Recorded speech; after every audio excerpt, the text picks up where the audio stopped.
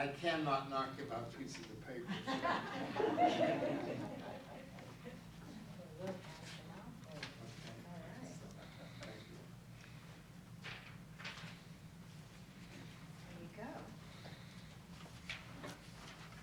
I thought it would be good for you to have the main text of what it is I'm going to refer to today. Can you hear me okay? Is it working? Mm-hmm.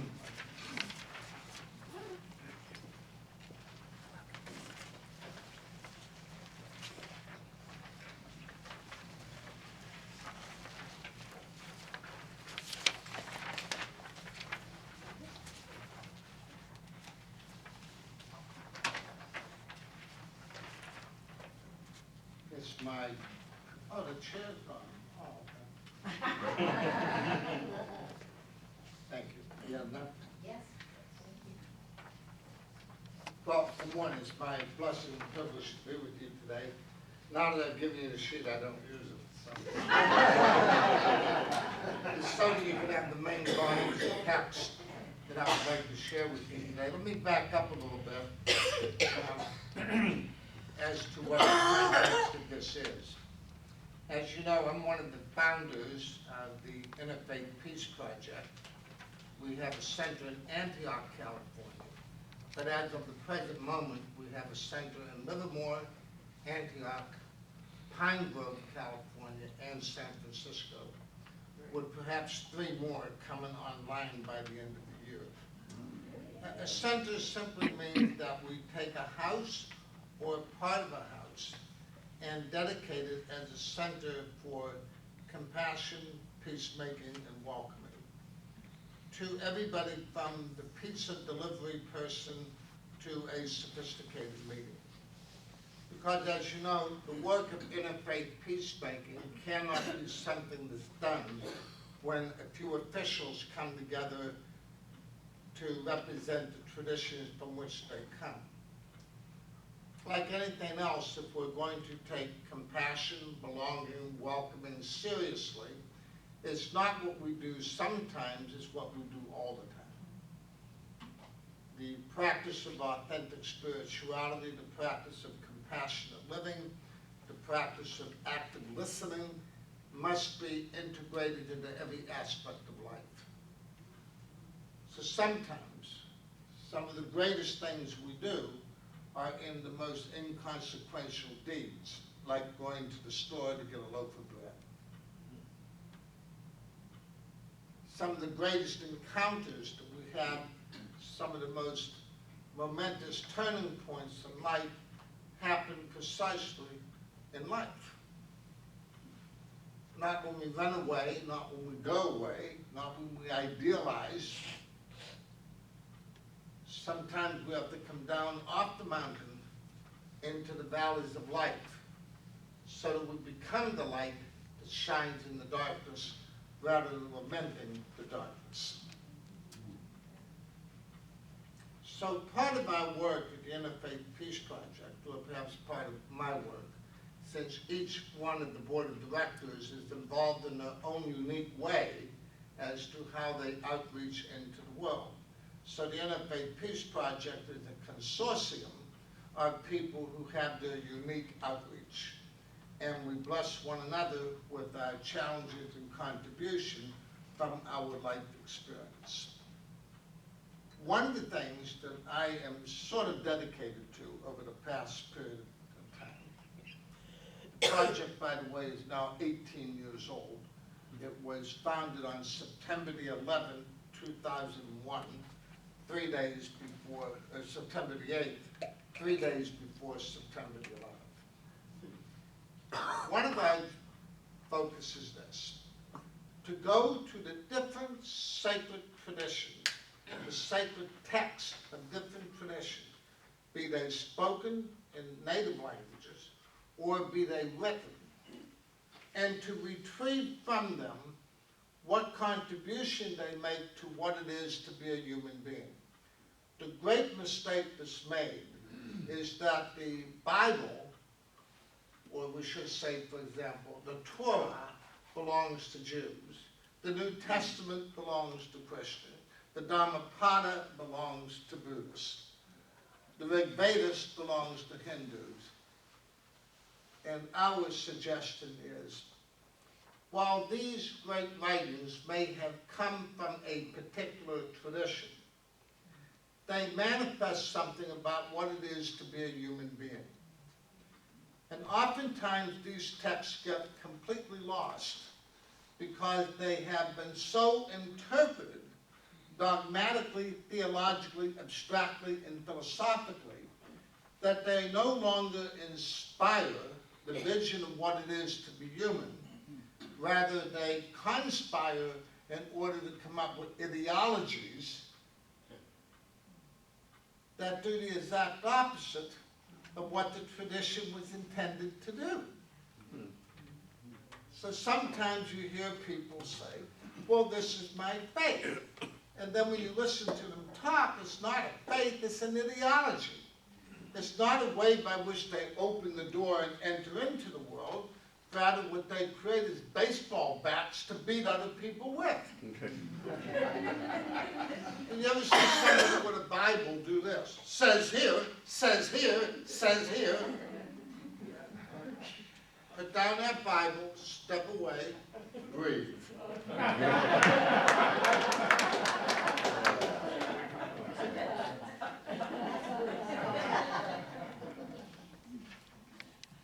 Sometimes we do that with our beliefs.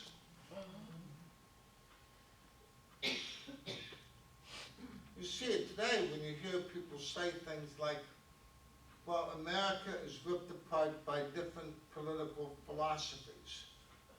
No, it's not. It's ripped apart by nastiness. It's ripped apart by verbal violence. It's ripped apart by the violence that's in our hearts. It's not an authentic tradition. One of the signs of an authentic tradition is that it moves creatively, compassionately, lovingly, and with great concern. Once someone starts calling somebody else a name that's derogatory, demeaning, and dehumanizing, the spiritual worth of that point of view is zero.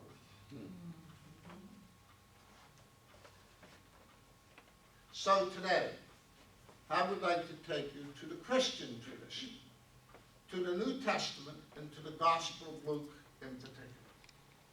And the particular gospel I would like to share with you in the brief amount of time that we have is Luke chapter 7, verses 1 to 10, the complete text of which you have on the first side of the notes that I gave you today. On the flip side is a quote from a little book called The Courage to Listen, and also some quotations from the Episcopal bishops that I thought would be uplifting for our work today. But I want to pay more attention to the first page and share with you the text. Here's what happens in the Gospel of Luke. Luke has a problem. In the Christian Gospel of Luke, Luke has a problem because the community is now a mixed community. Now, scholars like to say that it's a mix of people who come from the Hebrew tradition and people that are Gentiles from the world. But as you know, in any given community, there's never simply two people in the group or two perspectives. There are many. So when you say something like from the Jewish community or from the Gentile community, those are not 2 points of view. Those are hundreds of points of view. Because no point of view exists apart from meeting a person. It's important for us not to say things like this. I know something about Buddhism. Therefore, when I meet a Buddhist, I know everything about her. So that you can say something, well, you know, you people believe. Who's this you people? I'm right here. I love it when somebody comes up to me and says, well, this is what you believe. I said, really? That's what I believe? I mean, I'm not even necessary to this discussion. You're just going to tell me. The fact is, I'm in search. I don't know what I believe. I don't even know if belief is a good thing to do. Unless you go back to the ancient word where belief meant trust. See, belief didn't mean I know something and now I'm going to believe it. Like the proverbial baseball bat, it was a trust. When you get out of bed in the morning, you're trusting that gravity is still in place. You're also trusting that going out the door may be a safe thing to do, or at least an adventurous thing to do. So in those first 7 chapters, what Jesus does, actually from chapter 4, where he grows up a little bit, maybe chapter 3, and chapter 7, he walks around and he meets people. One day in his walking around, he goes to the city of Capernaum, where he came from. Tradition has it that he was born in Bethlehem and raised in Nazareth, but the place he identified with is Capernaum, down by the sea. All of us do that. There's a place where we may have been born, a place where we were raised, but then there's a place where we identify. I really feel at home when I'm here. When I was 8 years old, my father brought a TV set home for the first time, the first TV. And the first thing I saw on the TV set was the San Francisco cable car. And I took it as a sign from God. Go west, young man, go west. Every time I see a San Francisco cable car, I'm like a tourist that just got off the boat. I immediately become 8. Raised here, born there, but identify here. The oddity of the time of Jesus is his nation didn't exist. It was under domination by a foreign entity, Gentiles, Romans in particular. And his own native city of Capernaum was one of the outposts of the imperialistic guard that kept everybody down. So while the place was beloved, the imperialism, the oppression, the injustice was all over the place. I think some of us may know what that feels like. Where the place we call beloved is under imperialistic tyranny. It's very easy in that kind of a situation to get angry, mad, depressed, hopeless, and violent. Jesus comes walking into the city. And Luke immediately tells a story. There was a Roman centurion there, public enemy number 1, who had a slave that he treated as a son. He loved him. Now, what Luke is doing in chapter 7, verses 1 to 10, is idealizing people that we like to stereotype in the nastiness and violence. He doesn't immediately have Jesus do anything except show up into an electrifying context. There was a Roman centurion. All you have to do is say, Roman centurion. And it's like saying to a family that's trying to protect the children, ICE is here.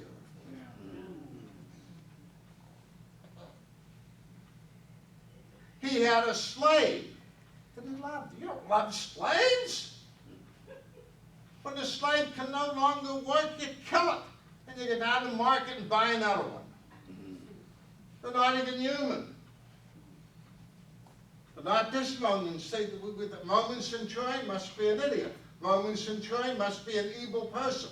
This Roman centurion breaks the mold. Had a slave that he treats as a son, and the slave was sick.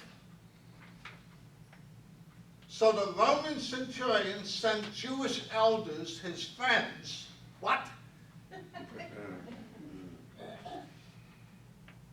I'll never forget the last time I was in Israel. I went to a little restaurant, and Palestinians and Jews were sitting together laughing. It happens everywhere all the time, from America to Israel to Guatemala to Northern Ireland, where people who were born to be enemies become friends. You and I can be inundated with the bad news, but we're called to seek the good news. Not because we want to obliterate the bad news, but transform it.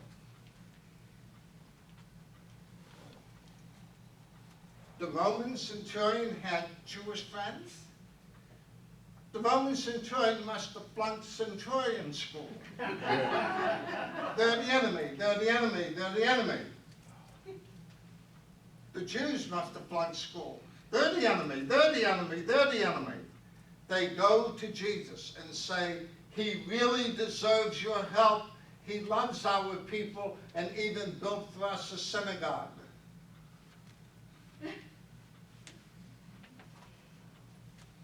You hear it all over the world. When terrorists attack, there are Jews who build mosques.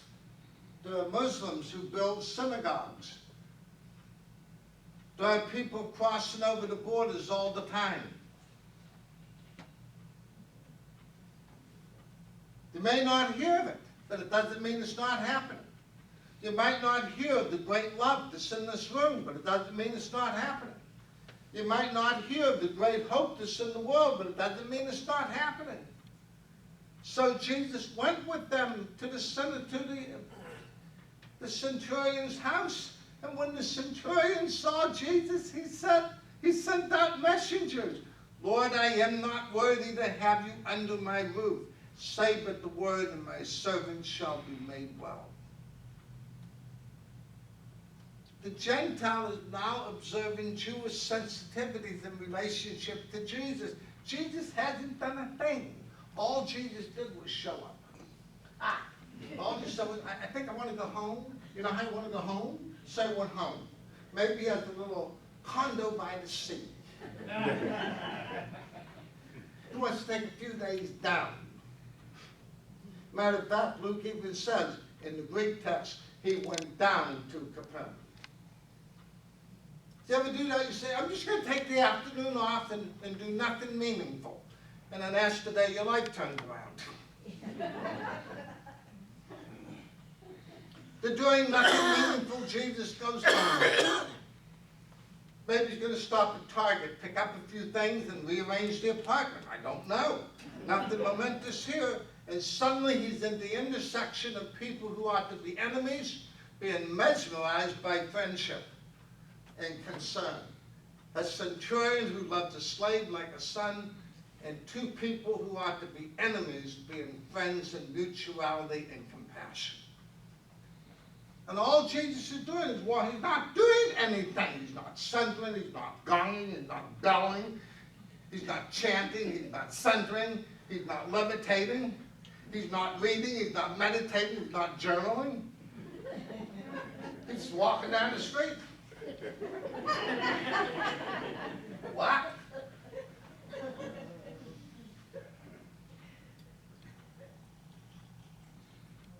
Jesus exclaims, I've never seen such faith as this. Not even among my own. I've never seen such faith as this. So we always think of Jesus as the guru, the savior, the redeemer, the one that came from above in power and might. That may be true. But his real power and might, perhaps the greatest thing you will ever do, is to be open to the miracles around you that are happening in the moment. I've never seen such faith as this.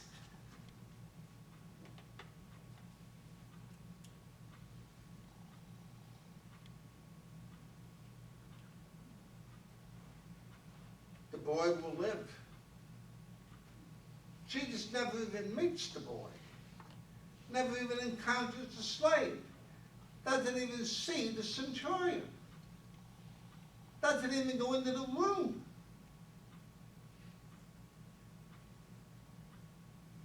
He's so open to the potential of what ought to be his enemy that his enemy can't help but be his friend. Which is ironic in the gospel, is that it's a Roman centurion that put Jesus to death.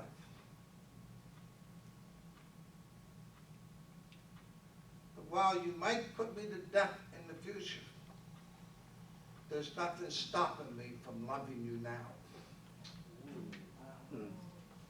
So you know how you hear all those people say, live in the moment, live in the moment, live in the now. Gotta be careful with that, because we're not talking about chronological seconds, nor are we simply talking about how to lower your blood pressure. To live in the moment is to be with eyes wide open, ears wide open, and hearts with the door thrown open. Because you never know what you will encounter. You never know who you will encounter. What you may have judged to be the most insignificant day of your life may be the turning point of your soul. I have never seen anything like this. And Luke says he was filled with amazement. A God that can't be amazed is a God who is no creator. Just one with a lot of power. Ever have a child? I love it when parents and grandparents get amazed at their kid.